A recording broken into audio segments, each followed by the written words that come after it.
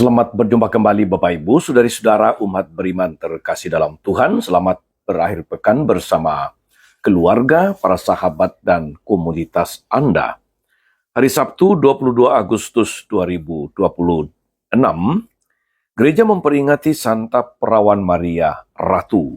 Saya mengajak kita sekalian merenungkan kutipan Injil Matius bab 23 ayat 1 sampai 12. Kita dengarkan sabda Tuhan. Dalam nama Bapa dan Putra dan Roh Kudus. Amin. Sekali peristiwa berkatalah Yesus kepada orang banyak dan murid-muridnya, ahli-ahli Taurat dan orang-orang Farisi telah menduduki kursi Musa. Sebab itu turutilah dan lakukanlah segala sesuatu yang mereka ajarkan kepadamu. Tapi janganlah kalian turuti perbuatan mereka, karena mereka mengajarkan tetapi tidak melakukannya. Mereka mengikat beban-beban berat lalu meletakkannya di atas bahu orang, tetapi mereka sendiri tidak mau menyentuhnya. Semua pekerjaan yang mereka lakukan hanya dimaksud supaya dilihat orang. Mereka memakai tali sembayang yang lebar dan jumbai yang panjang. Mereka suka duduk di tempat terhormat dalam perjamuan dan di tempat terdepan di rumah ibadah. Mereka suka menerima penghormatan di pasar dan suka dipanggil rabi. Tetapi kalian, janganlah kalian suka disebut rabi, karena hanya satulah rabimu, dan kalian semua adalah saudara. Dan janganlah kalian menyebut siapapun bapa di bumi ini, karena hanya satu bapamu, yaitu Dia yang di sorga. Janganlah pula kalian disebut pemimpin, karena hanya satu pemimpinmu, yaitu Kristus. Siapapun yang terbesar di antaramu, hendaklah ia menjadi pelayanmu. Barang siapa meninggikan diri akan direndahkan, dan barang siapa merendahkan diri akan ditinggikan. Demikianlah sabda Tuhan. Bapak, Ibu, saudari-saudara, umat beriman terkasih dalam Tuhan. Yesus dalam perikop Injil hari ini mengecam ahli-ahli Taurat, orang-orang Farisi, karena apa yang mereka ajarkan tidak sesuai dengan praktik hidup mereka. Sekalipun mereka mempraktikkan macam-macam ritual keagamaan, sesungguhnya tujuan utama mereka adalah supaya dihormati, supaya dipuji oleh orang sebagai orang saleh, sebagai orang suci, sebagai orang taat beragama. Mereka lupa tujuan utama dari segala ritual keagamaan itu, yaitu untuk memuji, untuk menghormati Allah. Mereka menerapkan hukum dan aturan-aturan keagamaan bukan untuk membuat umat bersukacita, melainkan malahan menjadi beban bagi hidup umat. Saudari-saudara, umat beriman terkasih dalam Tuhan, Yesus mengajarkan kepada kita untuk menjauhkan diri dari mentalitas ahli Taurat dan orang Farisi. Ia juga menambahkan bahwa bahkan rasa hormat terhadap Allah harus didasari dengan kerendahan hati. Kerendahan hati membuat kita terus belajar untuk mengenal Allah dan menjalankan kehendak-Nya.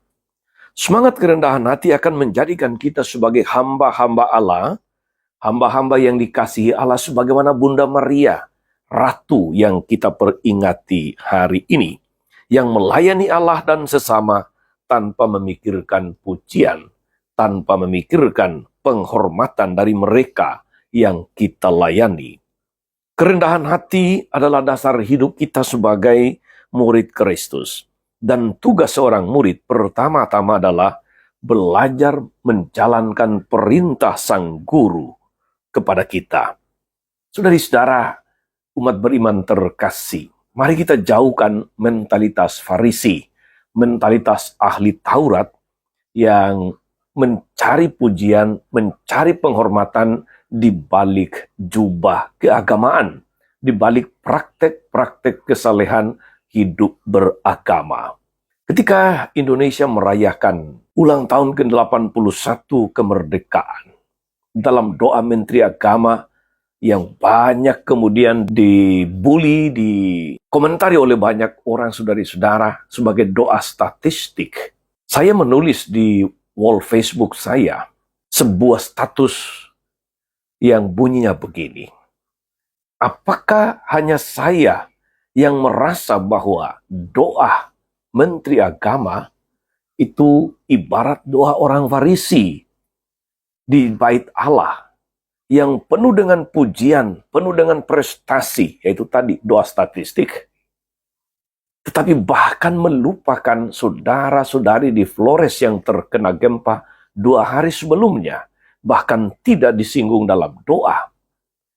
Tetapi segala macam prestasi pemerintah menurut dia, dengan segala macam data statistiknya justru disampaikan kepada Tuhan. Bukankah itu mentalitas Farisi yang memuji-muji diri sendiri, memuji-muji, katakanlah, pimpinan sendiri? Apa yang dicari di balik doa semacam itu? Kalau kita rendah hati, tidak mungkin kita memuja-muji pimpinan di dalam doa. Karena yang dipuji adalah Tuhan dan bukan pimpinan kita. Yang dipuji adalah Allah dan bukan bos kita. Itu mentalitas Farisi. Demikian juga saudari-saudara, ada seorang pemimpin agama cukup viral di medsos akhir-akhir ini atau hari-hari ini, yang ketika saudara-saudari di Flores terkena bencana gempa bumi, banyak orang meninggal, banyak bangunan rusak, banyak orang kehilangan tempat tinggal, kehilangan tempat usaha, tempat berpijak. Justru dengan lantang berkhotbah bahwa apa yang terjadi di Flores itu adalah akibat dari dosa menyembah berhala. Bayangkan saudari-saudara, dalam situasi orang penuh penderitaan dengan macam-macam kerusakan, masih ada orang yang berani menghakimi saudaranya yang sedang tertimpa penderitaan dengan penghakiman murahan semacam itu. Itu juga bagian dari mentalitas orang Farisi yang suka menghakimi kesalahan orang, yang suka menunjuk di mana orang bersalah. Moga-moga saudari-saudara mentalitas ini tidak menjangkiti kita. Dan dengan penuh kerendahan hati menyadari bahwa kita ini hanyalah hamba-hamba di hadapan Tuhan. Tuhan Yesus memberkati kita selalu. Amin.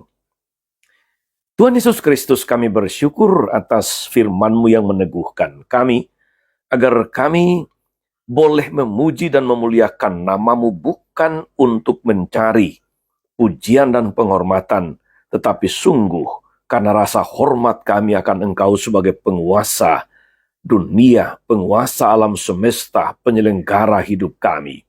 Jauhkan kami dari mentalitas Farisi dan ahli Taurat, agar dengan penuh kerendahan hati kami menyadari diri sebagai hamba yang melayani Engkau, yang boleh memuji dan memuliakan nama-Mu di dalam seluruh kesaksian hidup, di dalam pekerjaan dan karya-karya kami.